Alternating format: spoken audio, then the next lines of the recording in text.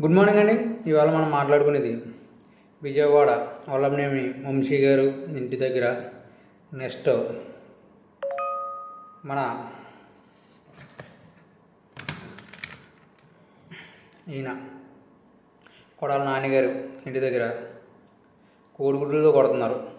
వల్లభనేని వంశీ ఇంటి దగ్గర 4 కార్లు వెళ్ళి రాళ్ళు అది విసరడం ఇవన్నీ చేస్తున్నారు. అవి అయితే మంచి పద్ధతి కాదు. ఎందుకంటే వీళ్ళు చేశారు, వీళ్ళు వైసీపీ వాళ్ళు వీళ్ళ మీద ఎక్కువ చేయరు. ఎందుకంటే చంద్రబాబు నాయుడు గారు ఇంటి మీదకి వెళ్ళిపోవడం, జోగి రమేష్ గారు పార్టీ కార్యాలయాన్ని పగలగొట్టడం ఇవన్నీ చేయరు. అందుకనే ప్రజలు బుద్ధి చెప్పారు కదా. ప్రజలు అన్నీ చూసి వైసీపీ ఏళ్లతో పీకేశారు. అలాగే ఇవన్నీ మంచి పద్ధతి కాదు. ఎందుకంటే ఓటమి విజయం ఈ రెండు కూడా ఇద్దరిలో ఎవరో ఒకళ్ళే నగ్గుతారు. కానీ ఈ ట్రిప్ జనాలు కూడా ఎక్కువ టీడీపీ వైపే మొగ్గు చూపారు. అలాంటిదప్పుడు మనం సమ్మేళనం పాటించి శాంతియుతంగా వెళ్ళి, ఇప్పటికే చంద్రబాబు నాయుడు చెప్తున్నారు శాంతియుతంగా ఉండండి అని ఒక మెసేజ్ కూడా ఇచ్చారు.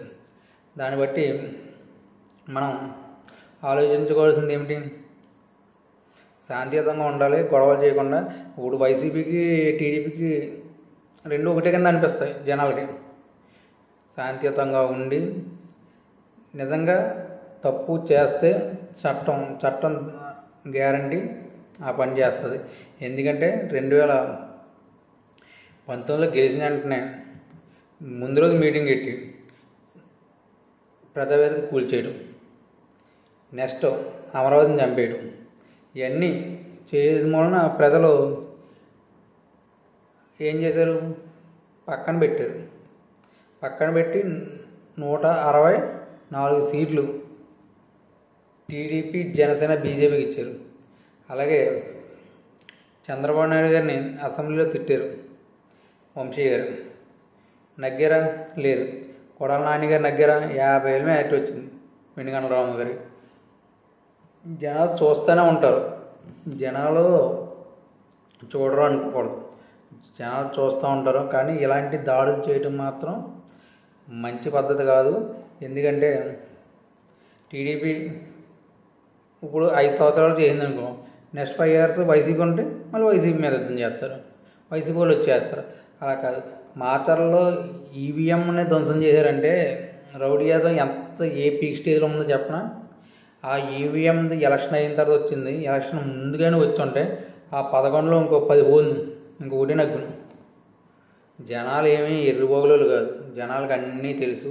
అన్ని విధాలుగా కూడా ఓటు సమయంలోనే చూపిస్తారు. ఎలా కోడిగుడ్లో కొట్టడం, పూలదండలు వేయటం ఇవన్నీ మంచివే అవుతే కాదు. మంచివే అన్నది ఏంటంటే శాంతియుతంగా వెళ్ళటం, శాంతియుతంగా చేసుకోవడం. ముందు అభివృద్ధి. ఏపీకి మెయిన్ టెస్లా కంపెనీ లాంటిది, నెక్స్ట్ ఇంకా ఇన్ఫోసిస్ లేకపోతే మైక్రోసాఫ్ట్ ఇలాంటివి వచ్చిందంటే ఆటోమేటిక్గా ఆదాయం పెరుగుద్ది. అలాంటివి చూడాలి. కానీ ఇలాగ ఇంట్ల మీదకి వెళ్ళి కొట్టడం, ఇంట్ల మీదకి వెళ్ళి దౌర్జన్యం చేయడం ఇది అయితే మంచి పద్ధతి కాదు నా ఉద్దేశం.